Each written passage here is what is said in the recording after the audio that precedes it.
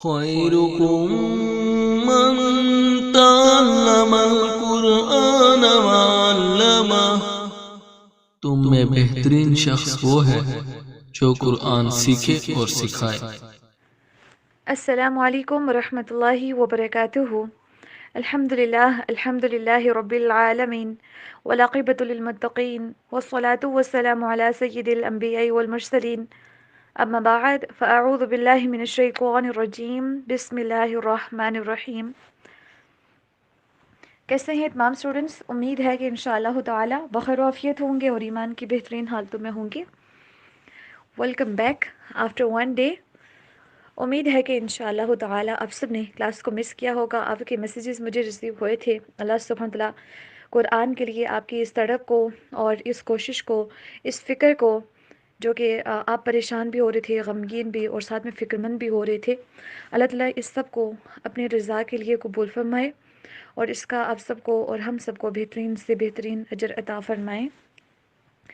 آپ کی کلاس اس وجہ سے کل نہیں ہو پائی کیونکہ لائٹ نہیں تھی، اور آج بھی میرے موبائل میں تو بیٹری تھی، میں کلاس لے سکتی تھی، لیکن یہ ہے کہ مجھے اسٹوڈنٹس کے میسیجز ریسیو ہوئے تھے جنہوں نے مجھے کہا تھا کہ ہمارے ہاں لائٹ نہیں ہے برف کی وجہ سے اور موبائلس کے اندر بیٹری بھی نہیں ہے، تو کیا کلاس آپ ڈیلے کر سکتی ہیں؟ تو اس لیے پھر میں نے کلاس نہیں لی آپ کی، اور آج لائٹ تھوڑا سا لیٹ آئی ہے جس کی وجہ سے آپ کی کلاس لیٹ ہو رہی ہے، تو اس کے لیے بہت زیادہ معذرت کہ آپ کو انتظار کرنا پڑا۔ آج ہم انشاءاللہ تعالیٰ سٹارٹ کریں گے سورۃ البقرہ کا رکوع نمبر 5، جس سے کہ ہمارا رکوع نمبر 4 کمپلیٹ ہو چکا ہے اللہ سبحانہ تعالیٰ کے فضل اور کرم کے ساتھ، الحمدللہ۔ تعوذ پڑھتے ہیں۔ اعوذ باللہ من الشیطان الرجیم، نو تسمیہ، بسم اللہ الرحمن الرحیم۔ اب میرے ساتھ ساتھ آپ پڑھتے جائیے۔ یا بنی، یا بنی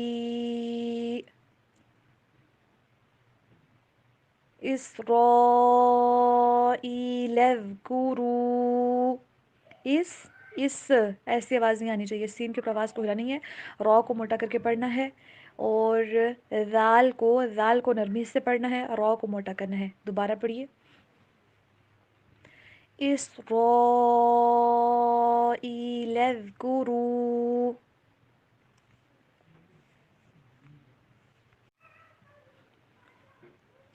نعمتی التی،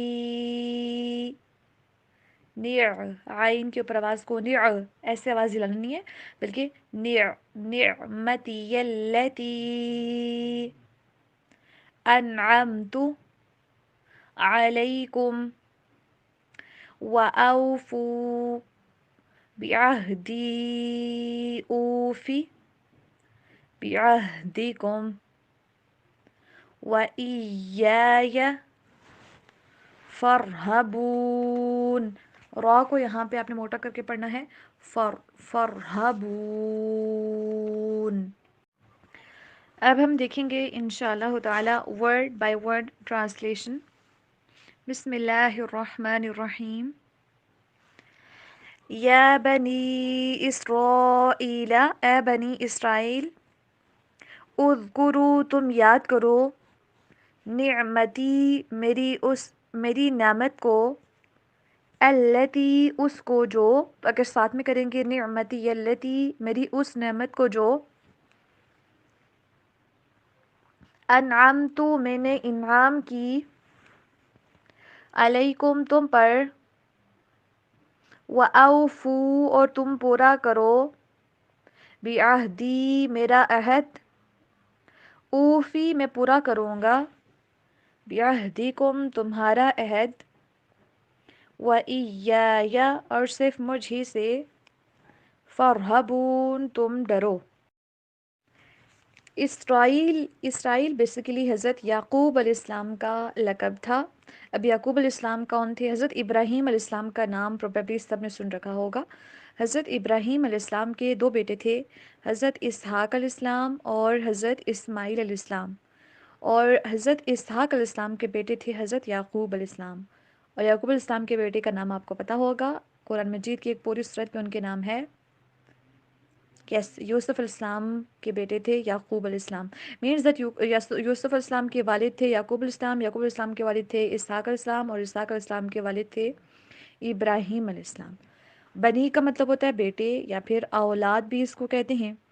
یہاں پہ اسپیشلی ان کو مخاطب کیا گیا ہے کیونکہ اہل کتاب ہونے کی وجہ سے ان کا زیادہ حق تھا کہ وہ تمام انبیاء کے اوپر ایمان لاتے، کیونکہ وہ اہل کتاب تھے. اہل کتاب جن کو خاص کوئی کتاب دی گئی ہوتی ہے. آپ جانتے ہیں کہ ٹوٹل کتابیں آسمانی کتب کتنی ہیں؟ 4. اور پھر اولاد کو بھی بنی بولتے ہیں، اور جو ان کے پیروکار ہوتے ہیں نا ان کو بھی بنی کے معنی میں استعمال کیا جاتا ہے. تو ہم یہ بھی جانتے ہیں کہ انہی کی آگے اولاد میں سے حضرت موسیٰ السلام بھی آئے تھے اور حضرت عیسیٰ السلام بھی آئے تھے. موسیٰ السلام کے پیروکار ہم نے آلریڈی پڑھا ہے یا پھر نہیں پڑھا، تو ان کے پیروکاروں کو بولتے ہیں یہود، اور عیسیٰ السلام کے پیروکاروں کو بولتے ہیں عیسائی یا پھر نصارہ بولتے ہیں. تو اب یہ تھا کہ کیونکہ ان کو کتاب دی گئی تھی تو ان کا زیادہ حق تھا کہ یہ باقی جو آنے والے انبیاء تھے ان کے اوپر ایمان لاتے، کیونکہ ان کو جو کتابیں دی گئی تھی نا ان کے اندر نبی اکرم صلی اللہ علیہ وآلہ وسلم کی صفات موجود تھیں، اور یہ بھی ان کو بتا دیا گیا تھا کہ نبی آئے گا اور اس کے اوپر تم نے ایمان لانا ہے. تو اب تمہارے اوپر اللہ تعالیٰ نے اتنے احسانات کیے. انشاءاللہ ہم آگے والے جو رکوع آتے جائیں گے نا، 3 سے 4 5 6 رکوع، اتنے جو آگے ساتھ ساتھ ان کے انسیڈنٹس آ رہے ہیں، ان کے واقعات آ رہے ہیں. اللہ تعالیٰ بتائیں گے ہمیں کہ کس طرح سے یہودیوں کے اوپر اللہ تعالیٰ نے، یعنی کہ موسیٰ السلام کے فالوورز کے اوپر اللہ تعالیٰ نے کس طرح سے احسان کیا تھا. تو یہاں پہ اب اگر تم احسانات کا بدلہ یہ دے رہے ہو کہ تم انکار کر رہے ہو، اگر کوئی نعمت ملتی ہے ہمیں تو آج ہمیں بھی دیکھنے کی ضرورت ہے کہ ہم اس کے اوپر کیسا ری ایکشن کرتے ہیں. اللہ تعالیٰ کہتے ہیں بنی اسرائیل کو مخاطب کر کے کہ تم میری نعمت کو یاد کرو، اس نعمت کو جو میں نے تمہارے اوپر کی ہے.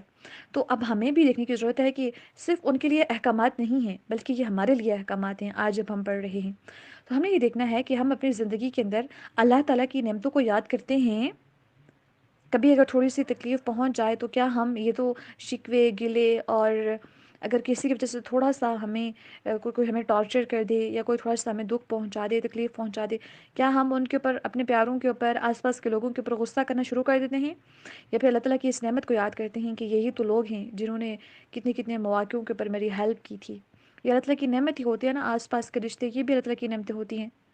ہمارا جسم، اس کے اوپر شکر ادا کرنا. پھر جس سے لائٹ نہیں تھی تو اللہ تعالیٰ کی کتنی بڑی نعمت ہے، جب ہوتی ہے تو ہم اس کا شکر ادا کرتے ہیں کہ اللہ آج پورا دن لائٹ ہونے کی وجہ سے مجھے بہت سارے ایسے پرابلمس تھے جو کہ اگر یہ نہ ہوتی تو مجھے پرابلمس ہوتے، تو الحمدللہ اس کے ہونے کی وجہ سے وہ مجھے نہیں ہوئے. تو ایک نعمت کے اوپر ہمیں یاد رکھنا چاہیے کہ اللہ تعالیٰ کی نعمتوں کو یاد کرنا چاہیے اور اس کے اوپر شکر ادا کرنا چاہیے.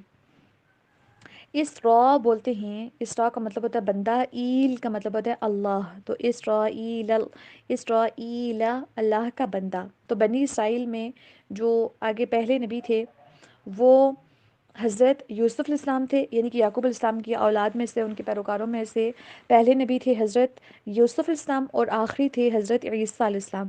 یہ میں بات کر رہی ہوں بنی اسرائیل میں سے، ٹھیک ہے. اور جو دوسرے بیٹے تھے حضرت ابراہیم علیہ السلام کے، جن کا نام تھا اسماعیل علیہ السلام. اسماعیل علیہ السلام کی اولاد میں سے صرف ایک نبی آئے ہیں، یعنی کہ ڈائریکٹلی ان کی اولاد میں سے صرف ایک نبی آئے ہیں جن کا نام ہے حضرت محمد صلی اللہ علیہ وآلہ وسلم. تو اب اللہ کا عہد پورا کرنے سے کیا مراد ہے؟ اللہ تعالیٰ نے ان کو حکم دیا نا وَأَوْفُوا بِعَهْدِي أُوفِ بِعَهْدِكُمْ، کہ تم میرا عہد پورا کرو. عہد پورا کرنے کا مطلب ہوتا ہے کہ اللہ کے رسولوں کے اوپر بھی ایمان لانا، اور لوگوں سے ڈرنے کے بجائے صرف اللہ سے ڈرنا ہے، کسی اور سے نہیں ڈرنا. اب ایمان جو میں نے نازل کیا ہے اس کے اوپر تم نے ایمان لانا ہے نا. اچھا، اس میں ایک بات یاد رکھیں کہ یہ جو اللہ تعالیٰ سے نا، یہ انہوں نے کس طرح سے اللہ تعالیٰ نے ان سے عہد لیا تھا یہ ہم آگے دیکھیں گے کہ نا اللہ تعالیٰ نے ایک طور جو پہاڑ تھا نا اس کو ان کے اوپر الٹا کر کے رکھا تھا، الٹا کیا تھا ان کے اوپر جا کے، اور ان سے کہا گیا تھا کہ تم تورات کے احکامات کو پکڑو، اگر تم نہیں ان کے اوپر عمل کرو گے تو یہ تمہارے اوپر الٹا دیا جائے گا پہاڑ. تو پھر انہوں نے سب نے عہد کیا تھا کہ ہم ایمان لائیں گے، ہم اس کے تمام احکامات کے اوپر ان کو مانیں گے. تو اب ان احکامات میں سے ایک یہ بھی تھا کہ تم رسولوں کے اوپر ایمان لانا ہے. اب رسول کوئی ایسا نہیں تھا کہ کوئی نئی چیز ان کے پاس آ گئی ہو، کوئی نیا نبی ان کے پاس آ گیا ہو، نہیں، ان کو پہلے سے پتہ تھا اس رسول کے صفات کے بارے میں بھی. اور یہ جو نبی تھا، یعنی کہ نبی اکرم صلی اللہ علیہ وسلم کی بات ہو رہی ہے کہ یہ رسول صلی اللہ علیہ وسلم ان تمام چیزوں پہلے انبیاء کی بھی تصدیق کرتے تھے، جو ان کے پاس تھا نا اہل کتاب کے پاس اپنی کتابوں میں، ان چیزوں کی بھی تصدیق کرتا تھا کہ وہ کتابیں حق تھیں، سچ تھیں، لیکن ان لوگوں نے خود سے اپنی جو خواہشات تھیں ان چیزوں کی پیروی کرتے ہوئے جب ان کے پیچھے چلے، پھر انہوں نے ان کے اندر رد و بدل کیا تھا، ان کے اندر چینجز کی تھیں۔ تو کوئی ایسی بات نہیں تھی کہ کوئی انہونی بات کا ان لوگوں سے مطالبہ کیا گیا ہو، بلکہ ان کو سب پتہ تھا۔ اب تمام انبیاء کے اوپر ایمان لانا پہلی شریعتوں کے اندر بھی ہوتا تھا، اس شریعت کے اندر بھی تھا، تو پھر بھی لوگوں نے انکار کیا نبی اکرم صلی اللہ علیہ وسلم کے وجود کا بھی، ان کی رسالت کا بھی، اور اسی طرح سے اللہ کے اوپر ایمان لانا، یعنی جو بیسک عقائد ہیں نا ان کے اور ہمارے سب کے سب سیم ہیں۔ کچھ جو احکامات ہیں وہ چینجز تھیں، حلال اور حرام چیزیں کچھ ایسی ہیں جن کے اندر چینجنگ ہوئی، بٹ بیسک احکامات سیم تھے، اور جو ان کے پاس کتب تھی ان کی تصدیق کرنے والا ہے قرآن مجید۔ اور لیکن پھر بھی انہوں نے اس کے اوپر نبی اکرم صلی اللہ علیہ وسلم کے اوپر ایمان نہیں لایا۔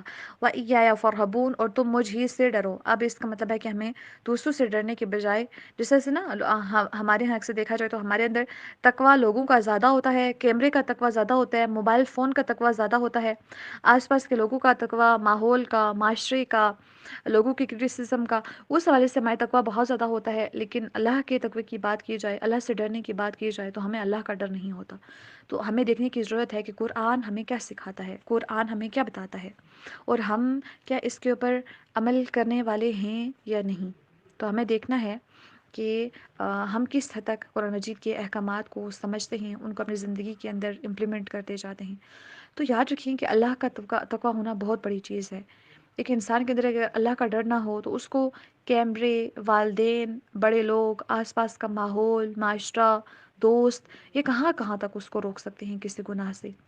اللہ کا تقویٰ تو یہ ہے کہ انسان کو کوئی بھی نہ دیکھ رہا ہو، گناہ کی اپورچونٹی اس کے پاس ہو کہ وہ کر سکتا ہے، لیکن اس کو پتہ ہو کہ میرا رب مجھے دیکھ رہا ہے، تو اس کو اللہ سے حیا آئے گناہ کرنے سے۔ دیکھیں اگر آپ گناہ کر رہے ہوں، آپ کے والدین اگر آپ کو دیکھ لیں یا کوئی اور، تو آپ کو شرمندگی ہوتی ہے، ایون اگر کوئی چھوٹا سا بچہ بھی ہو اس کو پتہ چل رہا ہے آپ کے کسی گناہ کا، آپ کو شرمندگی ہوتی ہے، تو اللہ کو پتہ چل جائے تو اس سے ہمیں کوئی فرق ہی نہیں پڑتا۔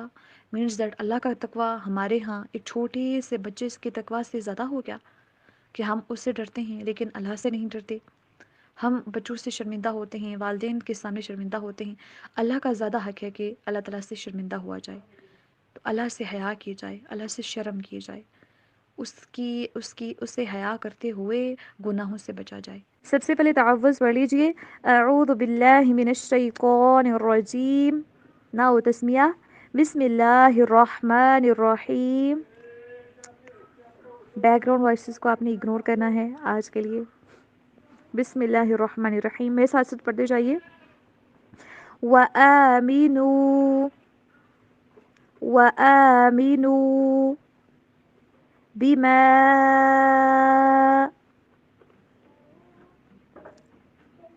انزلت، یہاں پہ آپ نے ان نہیں پڑھنا بلکہ انزلت،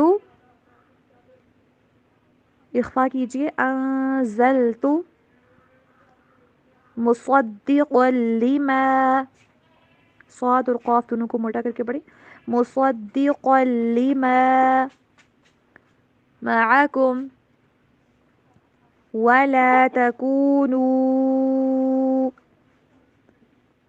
اولا، اس کو اولا نہیں پڑھنا، وی والی ساؤنڈ پہ نہیں بلکہ ڈبلیو والی، اولا کافر بہ، اقلاب ہوگا، جو تنوین کی آواز وہ نہیں آئے گی بلکہ میم کی آواز سے چینج ہو جائے گی، کافر بہ ولا تشتروا بآیاتی ثمنا، یہاں پہ بھی اخفا ہوگا، ثمنا قلیلا، ثمنا قلیلا وإیایا فاتقون۔ یہاں پہ آپ کو زا کی علامت نظر آئی ہوگی قلیلاً کے آگے، ٹھیک ہے، بِآیاتی ثمنا قلیلاً وإیایا فاتقون، اس طرح سے پڑھیں گے۔ زا جو ہے یہ جو علامت ہے نا، یہ وقف مجوز کی علامت ہوتی ہے، یہاں پہ نہ ٹھہرنا بہتر ہوتا ہے، تو زا اور صاد دونوں کے اوپر، حالانکہ یہاں پہ ہم نے ٹھہرا ہے، بات آپ کو یہ سمجھانی مقصود تھی کہ یہاں پہ نہ ٹھہرنا دونوں جگہوں پہ زیادہ بہتر ہے، ٹھیک ہے؟ تو یہ علامات آپ اپنے پاس نوٹ کر لیجئے تاکہ جہاں پہ بھی قرآن مجید میں آئیں، کہیں پہ بھی آگے پورے قرآن مجید میں آپ ان کے اوپر نہ ٹھہریں، بلکہ آپ یہاں پہ آگے ملا کے ہی پڑھیں۔ اب ہم دیکھیں گے انشاءاللہ ٹرانسلیشن۔ بسم اللہ الرحمن الرحیم۔ وَآمِنُوا اور تم ایمان لاؤ، بما اس پر جو، انزلتو میں نے نازل کیا، مصدقاً تصدیق کرنے والا، لما اس کی جو، معکم تمہارے پاس ہے، ولا اور نہ، تکونو تم ہو جاؤ، اول کافر بہ سب سے پہلے کفر کرنے والے اس سے، لا اور نہ، تشترو تم بیچو، بی آیاتی میری آیات کو، ثمناً قلیلا تھوڑی قیمت کے بدلے، وَإِيَّايَ اور مجھ ہی سے، فَاتَّقُونَ پھر تم ڈرو، وَآمِنُوا بِمَا أَنزَلْتُ مُصَدِّقًا لِمَا مَعَكُمْ وَلَا تَكُونُوا أول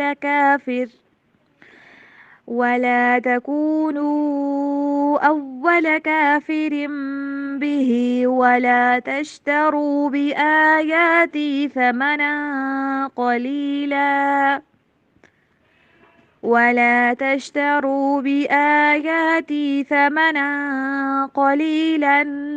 وإياي فاتقون۔ آپ کو یہاں پہ ڈفرنس فیل ہوا ہوگا، ثمنا یہاں پہ اخفا، قلیلا یہاں پہ اظہار ہو رہا ہے۔ جی آپ بھی پڑھیں، وَآمِنُوا بِمَا أَنزَلْتُ مُصَدِّقًا لِمَا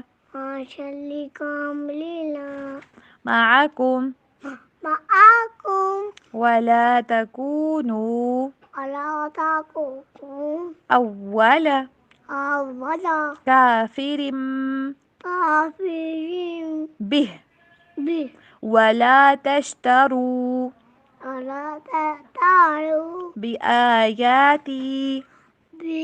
بِآيَاتِي ثَمَنًا قَلِيلًا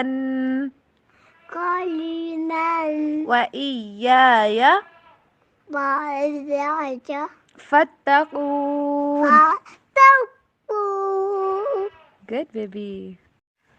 جیسے کہ اس سے پہلے اس رکوع کے اندر ہم دیکھ رہے تھے کہ اللہ تعالیٰ نے بنی اسرائیل کو مخاطب کر کے کہا کہ تم اللہ تعالیٰ کی اس نعمت کو یاد کرو جو کہ میں نے تمہارے اوپر کی ہے، اور جو تم سے میں نے عہد لیا تھا اس کو تم پورا کرو، تو پھر جو میرے وعدے ہیں تم سے میں وہ بھی پورا کروں گا، اور تم مجھ سے ڈرتے رہو۔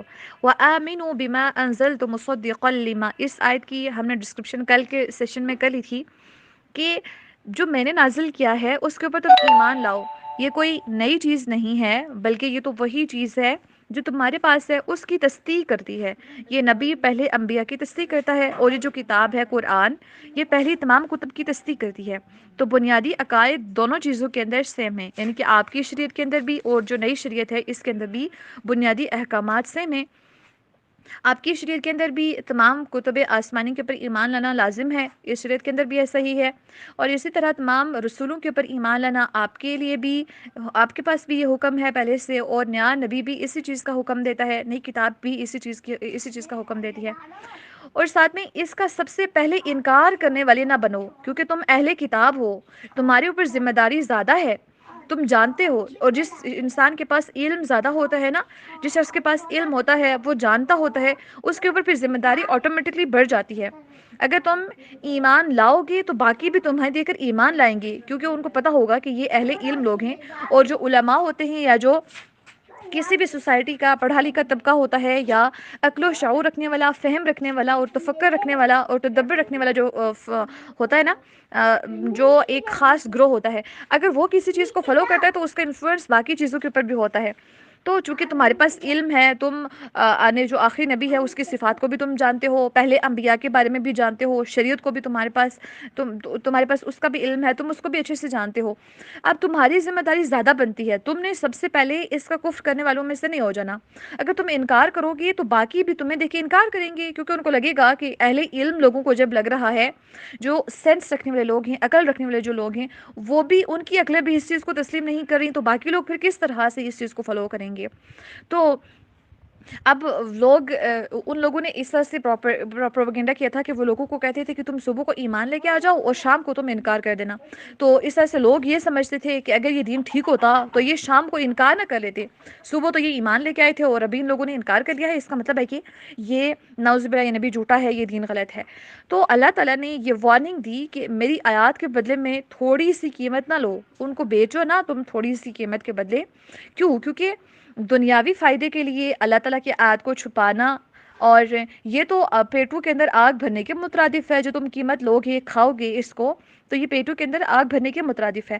اور دنیاوی فائدوں کے لیے اللہ تعالیٰ کے احکامات کو بدل دینا، غلط فتوے دے دینا، اور اس کے بعد رشوت والا لے کے، پیسے والا لے کے، تو دین کے احکامات کو ہی ٹوٹلی چینج کر دینا، اور لوگوں کو کہہ دینا کہ جو تم کر رہے ہو وہ بالکل ٹھیک ہے، جو انلیگل چیزیں ہیں اسلام کی نظر میں حرام کردہ ان کو حلال کر دینا تھوڑی سی قیمت کے بدلے۔ تو اس چیز سے منع کیا گیا ہے۔ بہت سے لوگ اس سے یہ مطلب لیتے ہیں کہ تم قرآن پڑھانے کے اوپر، یا جو دینی تعلیمات ہیں، یا دین جو سکھانا ہے، اس کے اوپر آپ جو ہے وہ قیمت نہیں لے سکتے۔ حالانکہ حدیث مبارکہ جو کہ صحیح بخاری کے اندر موجود ہے نا، اس کے اندر یہ موجود ہے کہ سب سے زیادہ حق جس چیز پر تم اجرت لو وہ اللہ تعالیٰ کی کتاب ہے، تو اس کے اوپر آپ قیمت لے سکتے ہیں۔ لیکن اس آیت کا مطلب یہ ہے کہ دنیاوی فائدے کے لیے آیات کو چھپانا یا پھر ان کو چینج کر دینا، اللہ تعالیٰ کے احکامات کو چینج کر دینا، یہ ہوتا ہے کہ آیات کے بدلے میں تھوڑی سی قیمت دیں۔ ابھی تو جو یہود کے اندر بہت ساری خرابیاں تھیں، وہ بھی انشاءاللہ آگے کے آیات کے اندر ڈسکس ہونے جا رہی ہیں کہ کس طرح سے وہ احکامات کو چینج کیا کرتے تھے، کس طرح سے وہ احکامات کو چھپایا کرتے تھے، اور وہاں کے علماء باقاعدہ وہ حق کو سن کے پھر اس کے بعد جا کے اس کے اندر اس کو سمجھ کے اس کے بعد جا کے پھر اس کا انکار کس طرح سے کیا کرتے تھے، اور عام لوگ جو کہ امی تھے، ان پڑھ لوگوں تک جو کہ کتاب کا علم نہیں رکھتے تھے، ان تک پھر وہ علماء کس طرح سے آیات کو چینج کر کے، احکامات کو چینج کر کے وہ ان تک پہنچایا کرتے تھے۔ تو اس چیز سے یہاں پہ منع کیا گیا ہے۔ جی، تو اب اس سے آگے جو ہے نا وَلَا تَلْبِسُوا الْحَقَّ بِالْبَاطِلِ، تو یہاں پہ بھی ہے کہ حق اور باطل کو نہ ملاؤ، کیونکہ جب احکامات کو چینج کریں گے، اب جو حق اللہ تعالیٰ کی طرف سے آیا ہے اور جو آپ نے احکامات ڈال دیے ہیں اپنی طرف سے، تو باطل چیزوں کو آپ حق کے اندر مکس کر کے پیش کرتے ہیں، تو اس چیز سے بھی ممانعت کی گئی ہے۔ تو ہمیں یہ دیکھنے کی ضرورت ہے کہ کیا ہم دنیاوی فائدے کے لیے اللہ تعالیٰ کی آیات کو پس سے پشت تو کہیں پہ نہیں ڈالتے۔ اللہ تعالیٰ نے حکم دیا ہے نماز پڑھیں، تو کہیں دنیا کے لیے، دنیا کے پیچھے چلتے ہوئے ہم ان چیزوں کو کہیں پہ بھول تو نہیں جاتے۔ اور ساتھ ساتھ ہمارے پاس علم ہے، اور قرآن کا علم ہے، قرآن کی ایک علم ہونے کی وجہ سے ہمارے اوپر بہت بڑی ذمہ داری ہے، تو اس ذمہ داری کو ہم نے اچھے سے نبھانا ہے۔ اگر ہم اہل علم ہی قرآن کے اوپر عمل نہیں کریں گے، ہمارے رویے دوسروں کے ساتھ ایسے ہوں گے کہ دوسروں کو ہرٹ کر رہے ہوں گے آل دی ٹائم، اور پھر دوسروں کے ساتھ ہمارا اس طرح سے بیہیویئر ہو کہ ہم ان کے ساتھ حسن سلوک یا صلہ رحمی نہ کریں، چغلیاں، غیبت، ڈراماز، موویز، میوزک، اور اس طرح کی مینز دیٹ نا، جو لوگ ہوتے ہیں کچھ دونوں سائڈوں پہ ہوتے ہیں، رحمان کو بھی خوش کرنا ہے، شیطان کو بھی خوش کرنا ہے، تو ایسے لوگ جن کو پتہ ہوتا ہے لوگوں کو ان کے بارے میں کہ یہ اہل علم ہیں، ان کے پاس علم ہے، تو جب ان کو پتہ چل جاتا ہے کہ اہل علم بھی ایسے ہی کر رہے ہیں، علماء کرام بھی ایسا ہی کر رہے ہیں، جو دین کے بہت زیادہ قریب ہیں وہ بھی ایسا ہی کر رہے ہیں، تو پھر ان کو ایک سہارا مل جاتا ہے کہ یہ لوگ ایسے کر رہے ہیں، تو اس کا مطلب ہے کہ یہ ٹھیک ہی کر رہے ہوں گے نا، کیونکہ یہ قرآن پڑھانے والے لوگ ہیں، تو ریلیجن کو فالو کرنے والے لوگ ہیں، اگر اس ریلیجن کے فالوورز ایسے ہیں تو اس کا مطلب ہے کہ اس ریلیجن کے اندر یہ چیزیں ٹھیک ہیں۔ تو اس طرح سے لوگ پھر ایسے لوگوں کو دیکھ کے، اہل علم لوگوں کو دیکھ کے وہ پھر ان کو فالو کرنے کی کوشش کرتے ہیں۔ تو جو لوگ ہمیں اس طرح سے فالو کریں گے، اور جن کو پتہ چلے گا کہ یہ تو برائیوں کے اندر بھی ایکولی انوالو ہیں اور ساتھ ساتھ میں دین کے اندر بھی ایکولی انوالو ہیں، تو ان کو پھر پتہ چل جائے گا، ان کو ایک طرح سے ان کے لیے راستہ ایک اوپن ہو جائے گا کہ آپ دین کو بھی اور دنیا کو بھی، مینس دیٹ گناہوں کو بھی اور نیکیوں کو ایٹ اے ٹائم آپ لے کے چل رہے ہوتے ہیں۔ حالانکہ کچھ ایسے گناہ ہوتے ہیں جو انسان کی نیکیوں کو کھا جاتے ہیں، اور کچھ لوگ ایسے ہوتے ہیں جو پورا دن نیکیاں کرتے رہتے ہیں اور شام کو غیبتیں کر کے دوسروں کے اکاؤنٹ میں وہ ٹرانسفر کر کے تو شام کو ایسے لیٹتے ہیں، ایسے سوتے ہیں جیسے انہوں نے پورے دن کے اندر کوئی نیکی کی ہی نہیں ہے، الٹا انہوں نے گناہ کمائے ہوتے ہیں۔ تو ہمیں دیکھنے کی ضرورت ہے، ہمارے اوپر زیادہ ذمہ داری ہے اہل علم ہونے کے ناطے۔ تو ہم نے یہ عہد کرنا ہے کہ ایٹ لیسٹ اپنے چلنے سے لے کے، اپنے بیٹھنے سے لے کے، کھانے پینے سے لے کے، بات کرنے کے طریقے سے لے کے، تو بڑی بڑی جو ڈیلنگز ہوتی ہیں ان تک تمام چیزوں کے اندر ایک ڈفرینس فیل ہونا چاہیے۔ آپ کی ڈریسنگ کے اندر بھی باقی لوگوں سے ڈفرینس ہونا چاہیے، سب چیزیں جو ہے نا ٹوٹلی ڈفرینٹ ہونی چاہیے as compare to other people, جس سے شو ہو کہ ہم اہل علم لوگ ہیں، تاکہ لوگوں کے لیے ہم ایک ایگزامپل سیٹ کریں کہ ہمارے دین کے اندر یہ چیزیں الاؤ ہیں، ایسا ایسا ہمارے دین کی ٹیچنگز ہیں، ایسا ایسا ہم نے کرنا ہے۔ معاف کرنا، درگزر کرنا، غصے کے اوپر قابو پانا، اس کے بعد حسد ورا نہ کرنا، بغض ورا نہ رکھنا، یہ تمام احکامات ہم جب فالو کریں گے پھر دوسرے ہم سے انسپائر ہو کے تو ہمارے ساتھ ساتھ اس جرنی کے اندر شامل ہوتے جائیں گے اور ہمارے لیے ایز اے صدقہ جاریہ کے طور پر کام کریں گے۔ اعوذ باللہ من الشیطان الرجیم، بسم اللہ الرحمن الرحیم۔ میرے ساتھ ساتھ آپ نے پڑھنا ہے، بسم اللہ۔ وَلَا تَلْبِسُوا الْحَقَّ، وا کو ڈبلیو والی ساؤنڈ کے اوپر پڑھیے، وَلَا تَلْبِسُوا الْحَقَّ، خوف کو موٹا کر کے پڑھنا ہے، حق بالباطل، بالباطل، قا کو موٹا کر کے پڑھیں گے، بالباطل، وَتَكْتُمُوا الْحَقَّ، وَتَكْتُمُوا الْحَقَّ وَأَنْتُمْ، یہاں پہ اخفا کرنا ہے، انتم نہیں پڑھنا بلکہ وَأَنْتُمْ تعلمون،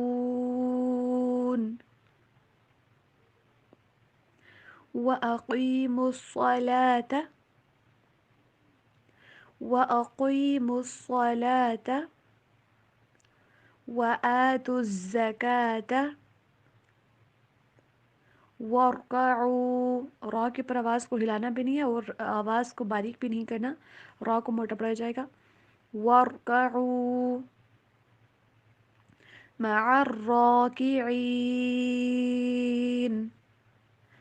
اب ہم دیکھیں گے ٹرانسلیشن، بسم اللہ الرحمن الرحیم۔ وَلَا، اور نہ، تلبسو، تم خلط ملط کرو، الحق، حق کو، بالباطل، باطل کے ساتھ، وَتَكْتُمُوا الْحَقَّ، اور نہ تم چھپاؤ حق کو، وَأَنْتُمْ، حالانکہ تم، تعلمون، جانتے ہو، وَأَقِیمُوا الصَّلَاةَ، اور تم قائم کرو نماز، وَآتُوا الزَّکَاةَ، اور تم زکوٰۃ ادا کرو، وَارْکَعُوا، اور تم رکوع کرو، مَعَ الرَّاکِعِینَ، رکوع کرنے والوں کے ساتھ۔ جیسے کہ اس سے پہلے ہم بنی اسرائیل کا تذکرہ پڑھ رہے تھے کہ اللہ سبحانہ وتعالیٰ نے انہیں حکم دیا کہ تم میرے عہد کو پورا کرو، تو میں جو تمہارے ساتھ میرا وعدہ ہے میں اس کو پورا کروں گا، اور تم صرف مجھے سے ڈرو، اور یہ جو نبی ہے اس کے اوپر ایمان لاؤ، اور اس کے پاس جو کتاب ہے یعنی کہ قرآن مجید، اس کے اوپر تمام کے تمام احکامات کے اوپر ایمان لاؤ، اور تم سب سے پہلے اس کا کفر کرنے والوں میں سے نہ ہو جاؤ، اور میری آیات کو تھوڑی سی قیمت کے بدلے بیچو نہ، یا میری آیت کے بدلے تھوڑی سی قیمت نہ لو۔ اللہ نے آگے فرمایا وَلَا تَلْبِسُوا الْحَقَّ بِالْبَاطِلِ وَتَكْتُمُوا الْحَقَّ وَأَنْتُمْ تَعْلَمُونَ، کہ تم حق اور باطل کو نہ ملاؤ، کیونکہ وہ اپنی کتب کے اندر احکامات کو چینج کیا کرتے تھے، تو ان چینجز کی وجہ سے حق اور باطل کو، حق جو کہ اللہ سبحانہ وتعالیٰ کی طرف سے تھا، باطل جو کہ انہوں نے چینجنگ کر کے اپنی طرف سے وہ ملاتے تھے، تو اللہ تعالیٰ نے ان کو منع کر دیا کہ تم اپنی مرضی سے چینجنگ نہیں کر سکتے، تو تم حق اور باطل کو نہ ملاؤ، حالانکہ تم جانتے ہو کہ یہ حق اللہ سبحانہ وتعالیٰ کی طرف سے آیا ہوا کیا ہے، تو تم اپنی خواہشات کے پیچھے چلتے ہوئے میرے دین کے اندر، شریعتوں کے اندر چینجز نہ کرو۔ اور وَأَقِیمُوا الصَّلَاةَ وَآتُوا الزَّکَاةَ، اب ہمارے لیے بھی یہ حکم ہے کہ ہم بھی حق اور باطل کو مکس نہ کریں، حق کو حق کہیں، باطل کو باطل، اور ان دونوں کو اپنی خواہشات کی بیس کے پر ان کو مکس کرنے کی کوشش نہ کریں۔ حق تو واضح ہے، وَأَقِیمُوا الصَّلَاةَ وَآتُوا الزَّکَاةَ، اور تم قائم کرو نماز۔ اب نماز کو قائم کرنے سے کیا مراد ہے؟ اس سے پہلے بھی ہم پڑھ چکے ہیں جب ہم متقین کی خصوصیات پڑھ رہے تھے کہ سب سے پہلے نماز کو اول وقت میں ادا کرنا، نماز کو مکمل خشوع اور خضوع کے ساتھ ادا کرنا، مکمل نماز ادا کرنا، اور نماز کے جتنے بھی اراکین ہیں ان سب کا بھی خیال رکھنا. مینز دیٹ رکوع اور سجدہ ایسا نہ ہو کہ اتنی سپیڈ کے ساتھ پڑھ رہے ہوں کہ ہمارا رکوع سے اٹھ کے مکمل کھڑے ہی نہ ہوں کہ ڈائریکٹلی سجدے میں چلے جائیں، کیونکہ ایسے نماز نہیں ہوتی جب تک کہ نماز کے اراکین مکمل نہ ہوں. اور باجماعت نماز ادا کرنا یہ بھی نماز کے اراکین میں سے ہے، اور صفوں کو درست کرنا یہ بھی نماز کے اراکین میں سے ہے. تو اللہ تعالیٰ نے کہا کہ نماز کو قائم کرو، اور نماز کو اول وقت میں ادا کرنا بھی نماز کو قائم کرنے میں سے ہے. تو ہمیں کوشش کرنی چاہیے کہ جو ہی وقت داخل ہو نماز کا ہم اسی وقت نماز ادا کر لیں. زکوٰۃ ادا کرو، کیونکہ زکوٰۃ ادا کرنے سے مال بڑھتا بھی ہے اور مال پاک بھی ہوتا ہے. تو جس طرح سے جسم کی پیوریفیکیشن کے لیے آپ نے نماز پڑھنی ہے، اس سے مال کی پیوریفیکیشن کے لیے، اس کو بڑھانے کے لیے آپ نے زکوٰۃ بھی ادا کرنی ہے. وَارْكَعُوا مَعَ الرَّاكِعِينَ، اور رکوع کرو رکوع کرنے والوں کے ساتھ. مینس دیٹ باجماعت نماز ادا کرو، کیونکہ جو شخص بلا عذر مسجد میں نہیں آتا، اپنے گھر کے اندر نماز پڑھتا ہے، تو اس کی نماز ہوتی نہیں. یہ حکم مردوں کے لیے ہے.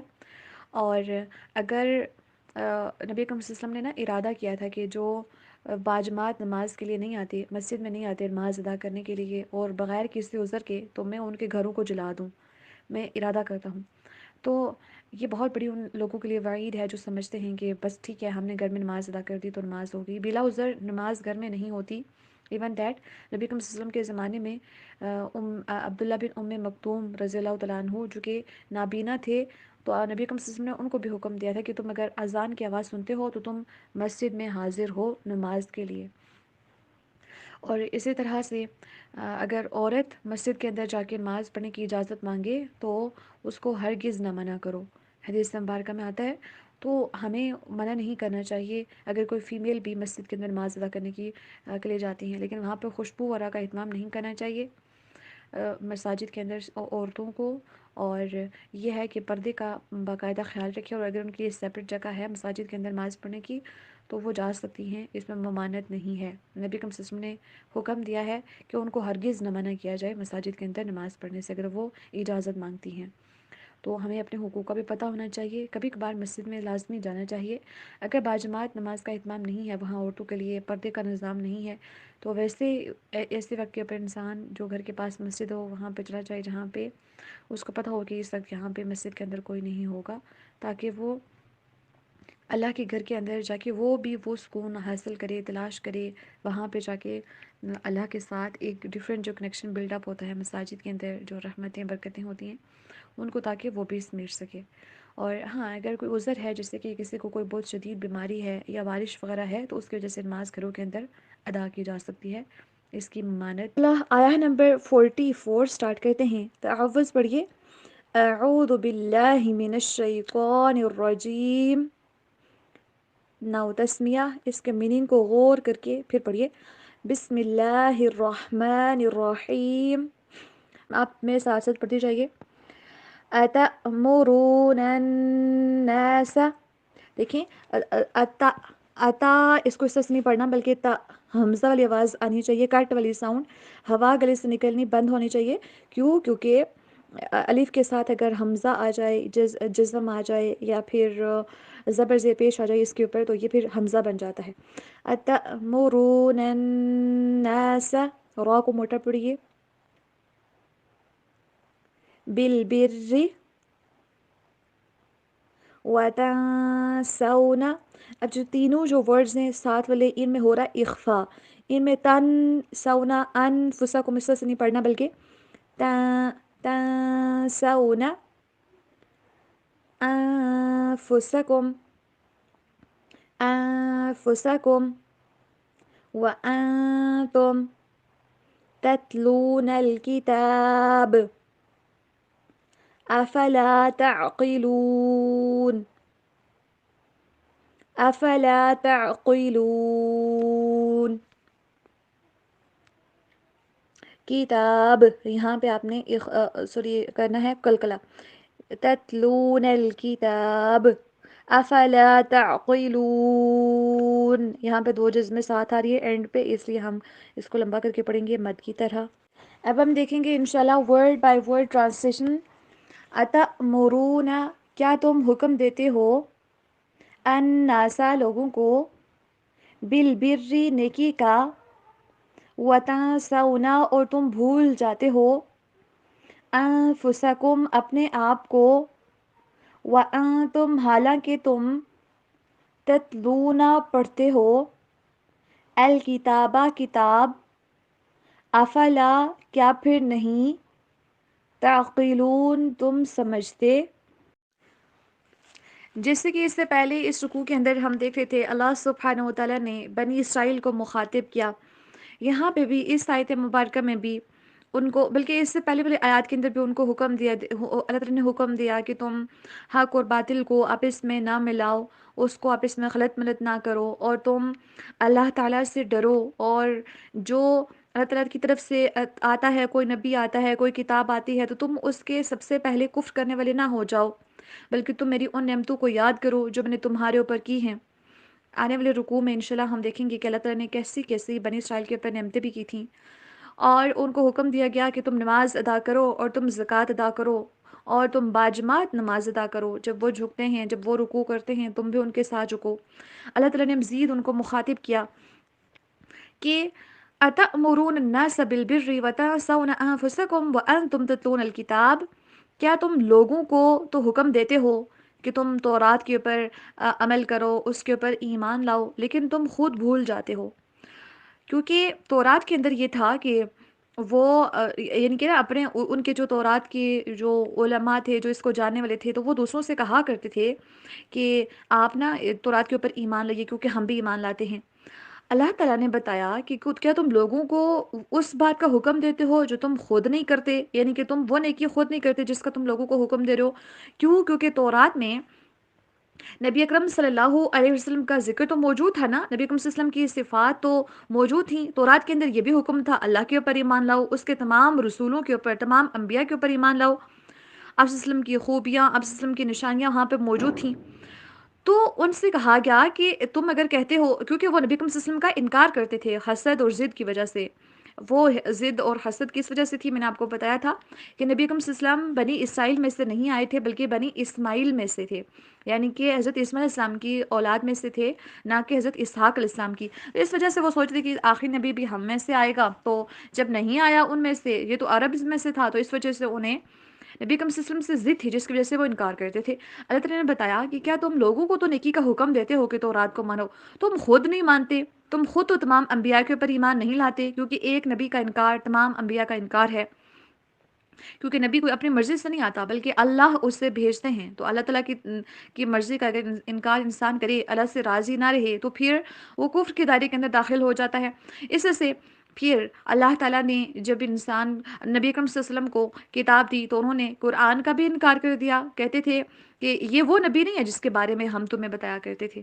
تو اس طرح سے وہ کیا کرے تھے کہ وہ خود ہی انکار کر رہے تھے تورات کا بھی، کیونکہ تورات کے اندر تمام رسول، یعنی کہ بنیادی عقائد صرف تورات میں نہیں، باقی جتنی بھی آسمانی کتب ہے نا سب میں سیم تھے. اللہ کے اوپر ایمان لائیں، یوم آخرت کے اوپر ایمان لائیں، اور اس کے ساتھ ساتھ تمام انبیاء کے اوپر ایمان لائیں، فرشتوں کے اوپر ایمان لائیں. تو انہوں نے بڑے عجیب عجیب قسم کے عقائد گھڑ رکھے تھے. تو اللہ تعالیٰ نے ان کو بتایا کہ کیا تم دوسروں کو اس بات کا حکم دیتے ہو جس کو تم خود نہیں مانتے، یا تم خود اپنے بارے میں بھول جاتے ہو، حالانکہ تم کتاب پڑھتے ہو. کیا تم عقل نہیں رکھتے؟ آج ہمیں بھی اپنی عقلوں کو چیک کرنے کی ضرورت ہے، ہمیں بھی دیکھنے کی ضرورت ہے کہ ہم کہاں کہاں تک اپنی عقل استعمال کرتے ہیں. کیا ہم عقل مند ہیں؟ ہمارے ہاں کہا جاتا ہے نا فلاں بندہ بڑا سمارٹ ہے، پر سمارٹنس کا کرائٹیریا اللہ تعالیٰ ہمیں یہاں پہ ڈیفائن کر کے بتا رہے ہیں. ڈفرینٹ مقامات پہ آئے گا. اکارڈنگ ٹو دس آیا عقل مند وہ ہے جو نیکی خود بھی اختیار کرتا ہے اور دوسروں کو اس کا حکم بھی دیتا ہے.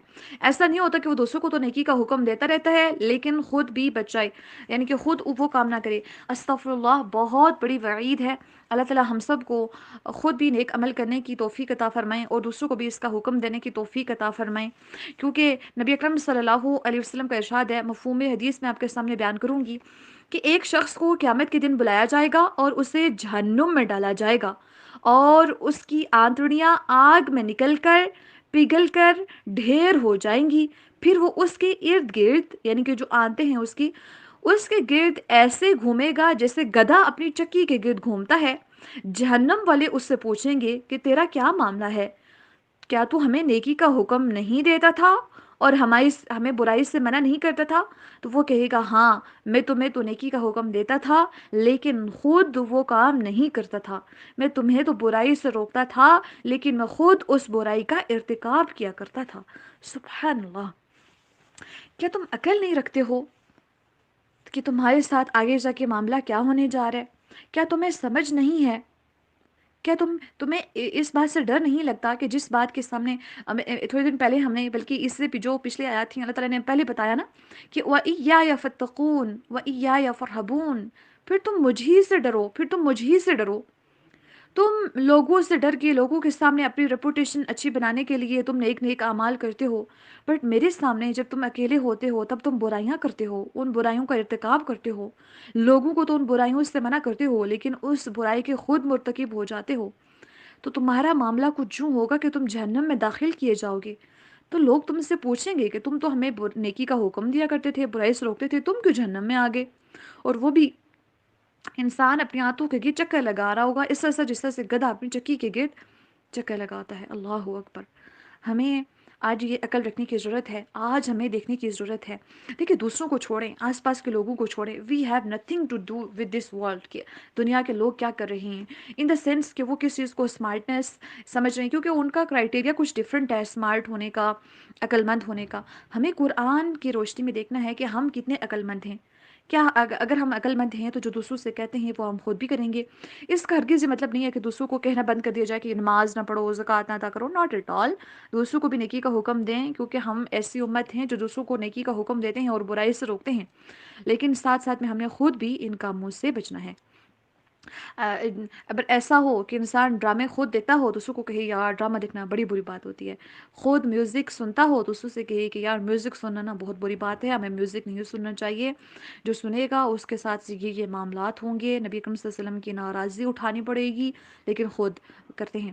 اچھا، دوسروں کے بارے میں جھوٹ اگر کوئی بول رہا ہو تو یار جھوٹ نہیں بولتے، بڑی بری بات ہے، تم نے اس کو دھوکہ دے دیا، تم نے اس کے ساتھ جھوٹ بول دیا، لیکن جب خود جھوٹ بولتے ہیں کوئی آئیڈیا بھی نہیں ہوتا کہ ہم جھوٹ بول رہے ہیں، کوئی آئیڈیا بھی نہیں ہوتا کہ ہم دوسروں کے ساتھ دھوکہ کر رہے ہیں، فریب کر رہے ہیں۔ حالانکہ نبی اکرم صلی اللہ علیہ وسلم نے فرمایا جس نے دھوکہ دیا اس سے میرا کوئی تعلق نہیں۔ تو آج ہمیں دیکھنے کی ضرورت ہے کہ ہم کس حد تک دھوکے دیتے ہیں، اور دوسروں کی ساری باتیں بری لگتی ہیں، غصہ کر لے بری لگتی ہے بات، کوئی ٹانٹ کر دے، طنز کر دے بری لگتی ہے بات، کوئی کچھ کہہ دے منہ کے اوپر تبھی بری لگتی ہے، کوئی سخت لہجے سے، ایون دیٹ جو ایک قسم کی نظر ہوتی ہے نا، تنظیر نظر، اس سے بھی اگر دیکھ لے وہ بھی بری لگتی ہے۔ ہم خود کیا کرتے ہیں یہ بھی دیکھنے کی ضرورت ہے نا، کیا ہم ان برائیوں کا ارتکاب نہیں کر رہے؟ دوسرے اگر ہمارے بارے میں کوئی بات کر لیں تو وہ تو اوکے ہے، وہ تو بڑی بری لگتی ہے، لیکن جب ہم خود کسی کے بارے میں کسی کے متعلق غیبت کر رہے ہوں، that is fine, that is okay, no that is not okay at all. ہمیں خود کو بھی درست کرنے کی ساتھ ساتھ میں ضرورت ہے۔ تو جتنے بھی گناہ ہیں، چاہے وہ زبان سے ہیں، چاہے آنکھوں سے ہیں، چاہے ہم ہاتھوں سے کر رہے ہیں، پاؤں سے کر رہے ہیں، جس بھی طریقے سے کر رہے ہیں، موبائل کے اوپر ویسے کر رہے ہیں، یاد رکھیں اس بات کو کہ اللہ تعالیٰ کی ذات دیکھ رہی ہے، اور یہ گناہ ایسے ہوتے ہیں جو انسان کو جہنم رسید کر لیتے ہیں۔ تو ایسا نہ ہو کہیں کہ ہم دوسروں کو تو کہہ رہے ہوں لیکن اپنے بارے میں یاد ہی نہ ہو کہ ہم نے خود بھی ان چیزوں کے اوپر عمل کرنا تھا۔ دوسروں کو بھی بتائیے۔ اچھا، دوسروں کو بتانے کا فائدہ یہ ہوتا ہے کہ جب آپ کسی کو کہتے نا آج کے بعد میں نے کسی کی غیبت نہیں کرنی، میرے ساتھ کسی کی آپ نے غیبت نہیں کرنی، میرے ساتھ کسی کے بارے میں کچھ بولنا نہیں ہے، تو پھر اس کا فائدہ یہ ہوتا ہے، اس کا بینیفٹ ہوتا ہے کہ جب آپ ایسا کوئی کام کرتے ہیں دوسرے آپ کو بتاتے ہیں کہ آپ نے یہ کام چھوڑ دیا تھا، آپ دوبارہ سے کرو، مینس دیٹ وہ آپ کو بار بار ریمائنڈرز دیتے رہتے ہیں، تو وہ بھی ایک آپ کی طرف سے آپ کی طرف اللہ تعالیٰ کی طرف کی ایک بلیسنگ ہوتی ہے، تو اس کے اوپر بھی ہمیں عمل کرنا چاہیے۔ سب سے پہلے تعوذ پڑھ لیجئے، اعوذ باللہ من الشیطان الرجیم، ناؤ تسمیہ، بسم اللہ الرحمن الرحیم، اب میرے ساتھ پریکٹس کیجئے، وَاسْتَعِینُوا وَاسْتَعِینُوا بِالصَّبْرِ، صاد کو موٹا کر کے پڑھیں گے، با کے اوپر کلکلا، را کو باریک، بِالصَّبْرِ وَالصَّلَاةِ وَالصَّلَاةِ وَإِنَّهَا لَكَبِيرَةٌ وَإِنَّهَا لَكَبِيرَةٌ إِلَّا عَلَى الْخَاشِعِينَ. عین کی آواز دونوں جگہوں پہ ٹھیک ہونی چاہیے. عَلَى الْخَاشِعِينَ.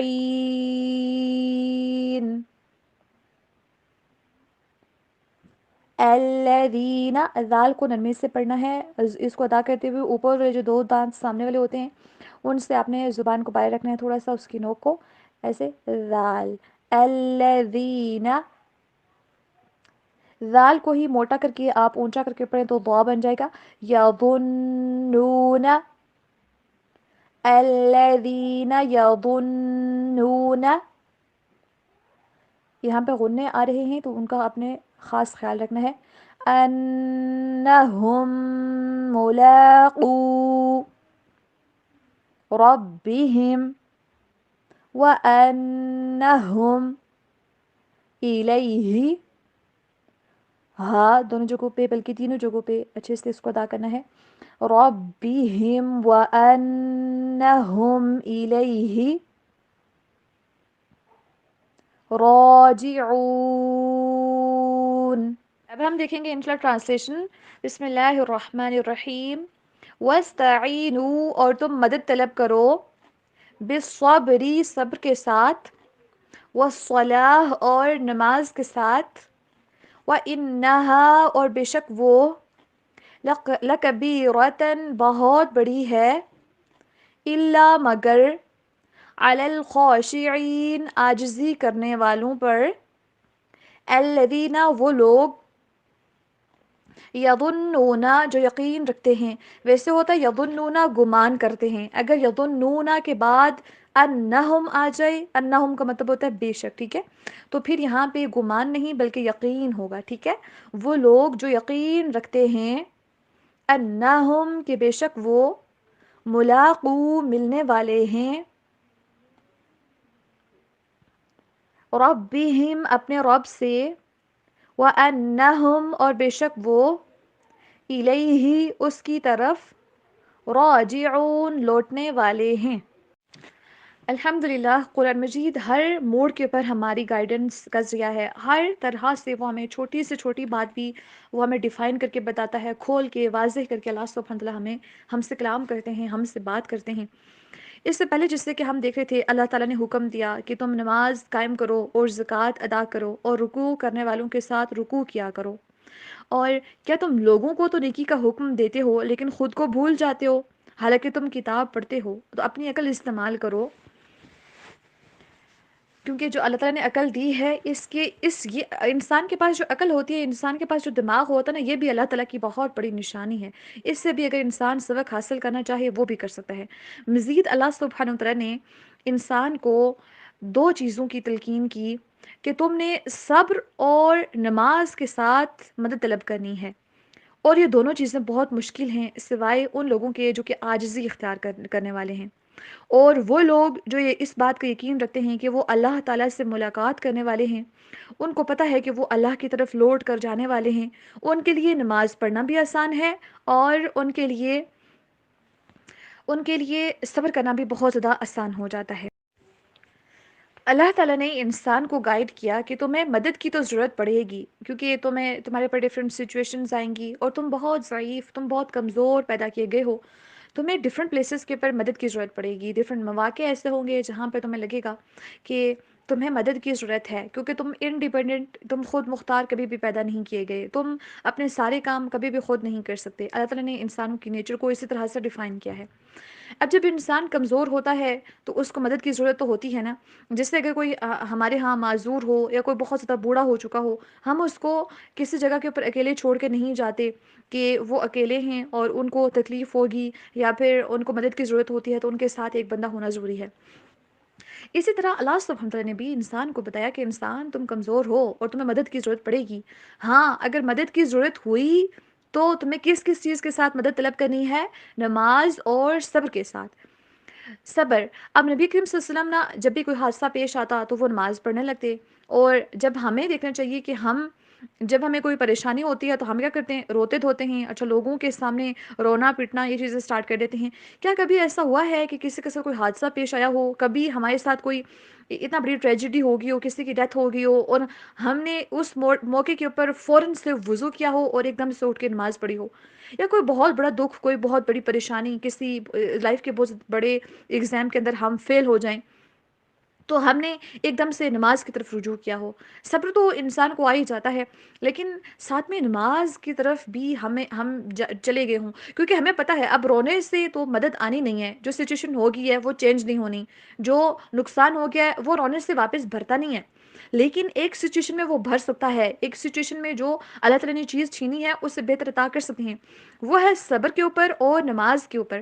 تو کیا ہم نے کبھی ایسا کیا ہے کہ بجائے اس سے کہ ہماری طرف سے شکوے شکایت شروع کر دیں، تم نے اچھا لوگوں کا یہ ہوتا ہے کہ جب ہمیں دکھ پہنچتا ہے کسی انسان کی طرف سے بھی پہنچے تو ہم اس انسان سے شکوے شکایت کر ہوتے ہیں کہ تم نے میرے ساتھ ایسا کیا۔ دیکھیں انسان کوئی ہمیں تکلیف نہیں پہنچاتے، ایکچوئل میں ہمارے اپنے اعمال جو ہوتے ہیں نا وہی ہمارے اوپر وبال بن کے آ رہے ہوتے ہیں، تو ڈفرینٹ لوگوں سے ہمیں تکالیف پہنچ رہی ہوتی ہیں۔ اب سلف صالحین ایسا کیا کرتے تھے کہ جب ان کی اولاد نافرمان ہو جاتی یا ان کی بیوی ان کی نافرمان ہو جاتی یا کوئی بات ان کو دکھ کی خبر پہنچتی یا پریشانی کوئی آ جاتی تو وہ اپنے اعمال کی طرف دیکھتے تھے کہ آج مجھ سے ایسا کون سا گناہ ہو گیا ہے جس کی وجہ سے مجھے یہ اولاد کی طرف سے تکلیف پہنچ رہی ہے، یا اپنی بیوی کی طرف سے جو آپ کا جو لائف پارٹنر ہے اس کی وجہ سے آپ کو تکلیف پہنچ رہی ہے۔ تو اس طرح سے ہمیں اپنے اعمال کے اوپر فوکس کرنا چاہیے انسٹیڈ آف کہ ہم لوگوں سے شکوے شکایات کریں۔ تو ہمارا دین بہت اچھے طریقے سے ہر لحاظ سے زندگی کے ہر موڑ کے اوپر ہماری رہنمائی کرتا ہے۔ اب ہم جانتے ہیں کہ ہم نے صبر کس طرح سے کرنا ہے۔ صبر ایک تو اس کی 3 ٹائپس ہوتی ہیں۔ صبر مصیبت کے اوپر ہوتا ہے، کوئی مشکل آ جائے تب ہم صبر کریں۔ نمبر 2 نیکی کے کام کے اوپر صبر کریں، یعنی کہ اس کے اوپر استقامت کریں۔ ایسا نہ ہو کہ ایک دن کلاس لے لی ایک دن چھوڑ دی، ایک دن ہم نے کوئی نیکی کر لی دوسرے دن چھوڑ دی، ایک دن نمازیں ساری پڑھی دوسرے دن سائی کے سائی چھوڑ دی، ایسا نہیں۔ نیکی کے کاموں کے اوپر بھی استقامت، اور گناہوں سے بچنے کے اوپر بھی انسان صبر کرتا ہے۔ تو 3 قسم کے صبر ہوتے ہیں۔ گناہ کرنے کا بہت دل کر رہا ہے لیکن اللہ تعالیٰ کے لیے انسان صبر کرے تو یہ ہوتا ہے انسان کا صبر۔ نبی اکرم صلی اللہ علیہ وآلہ وسلم نے فرمایا صبر تو وہ ہے جو صدمے کی ابتدا کے اوپر ہوتا ہے، یعنی کہ جب ہم ایک دم سے ہمیں کوئی صدمہ پہنچے، ہم ایک دم سے کہیں انا للہ و انا الیہ راجعون، اور ہم نے اطاعت کی کاموں کے اوپر بھی صبر کرنا ہے، گناہوں سے بچنے کے اوپر بھی ڈٹ جانا ہے۔ اور جو لوگ عاجزی کرتے ہیں نا، جن لوگوں کو پتہ ہوتا ہے کہ ہم نے اللہ سے ملاقات کرنی ہے، ان کے لیے صبر اور نماز دونوں آسان ہوتے ہیں۔ ان کو یہ نہیں کہنا پڑتا کہ تم نماز پڑھ لو تم صبر کرو، نہیں، بلکہ وہ خود برداشت کرنے کی عادی ہو جاتے ہیں، کیونکہ ان کو پتہ ہوتا ہے کہ میں نے اللہ سے ملاقات کرنی ہے، میں نے اللہ تعالیٰ کی طرف لوٹ کر جانا ہے۔ تو جب بھی لگے، اب کچھ لوگ ایسے ہوتے ہیں نا جن کو کوئی صدمہ پہنچتا ہے تو کوئی ہارٹ اٹیک کی وجہ سے، دکھ کی وجہ سے مر جاتا ہے، کوئی ایسا ہوتا ہے کہ خودکشی کر لیتے ہیں لوگ، اور کیسے کیسے۔ جب انسان کو اللہ سے ملاقات کے اوپر یقین ہوتا ہے اور اس کو پتہ ہوتا ہے کہ انا للہ و انا الیہ راجعون، جو چلا گیا ہے وہ اللہ کی طرف سے تھا اور اسی کے پاس چلا گیا ہے، اور جو میں خود بھی اللہ تعالیٰ کی طرف سے ہوں اور اسی کی طرف مجھے جانا ہے، پھر کوئی بات بچتی ہی نہیں ہے پیچھے شکوے شکایات کی، رونے دھونے کی۔ پھر انسان کے شکوے شکایات کم ہو جاتے ہیں، پھر اس کی ٹینشنز بہت زیادہ کم ہو جاتی ہیں، فکریں بہت زیادہ کم ہو جاتی ہیں۔ تو ہم نے جب بھی کوئی مصیبت پیش آئے نماز پڑھیے، پڑھ کے تو دیکھیں، قرآن جب بتاتا ہے کہ تمہیں مدد ملے گی تو اس سے بڑا پھر ہمیں کون سی نشانی چاہیے نا۔ قرآن مجید میں اللہ تعالیٰ سوال کرتے ہیں فَبِأَيِّ حَدِيثٍ بَعْدَهُ يُؤْمِنُونَ، کہ اس کے بعد پھر کون سی ایسی بات ہے جس کے اوپر تم ایمان لاؤ گے۔ تو ہم سن کے پڑھ کے ہم کہتے ہیں کہ ہم نے ایک دن کے اندر پورا قرآن مجید پڑھنا ہے، پہلے ہم اس کو عمل میں تو لائیں۔ جب کوئی پریشانی آ جائے، جب کوئی فکر آ جائے، جو تھوڑی سی چوٹ بھی لگ جائے نا، اس کے اندر بھی ہمیں مدد کی ضرورت پڑتی ہے، ہم ایک دم سے وضو کریں اور ساتھ میں صبر، ساتھ میں نماز، صبر نماز صبر نماز۔ اور یاد رکھیں کہ اگر صبر کرنا مشکل ہے اس کا مطلب ہے کہ ہمیں یا تو آخرت کے اوپر ایمان کی کمی ہے، یا پھر ہم اللہ سے ملاقات کی امید نہیں رکھتے، یا پھر ہمارے اس ایمان کے اندر کمی ہے، تو اس کو انسان کو مضبوط کرنے کی ضرورت ہے۔ اللہ تعالیٰ سے دعا ہے کہ اللہ تعالیٰ ہم سب کو صبر کرنے کی توفیق عطا فرمائیں، اور وہ والا صبر جو کہ مصیبت کے بالکل شروع میں ہو، اور اللہ تعالیٰ ہم اپنے ساتھ ملاقات کے اوپر ہمارا ایمان مزید مضبوط کریں۔ اللہ تعالیٰ ہم سب کو ہر قسم کی آزمائشوں سے محفوظ رکھیں، اس قرآن کے ذریعے ہماری رہنمائی فرمائیں، عمل اور علم کے اندر برکت عطا فرمائیں۔ آمین ثم آمین۔ سبحانک اللہم و بحمدک اشہد ان لا الہ الا انت استغفرک و اتوب الیک۔ السلام علیکم ورحمۃ اللہ وبرکاتہ۔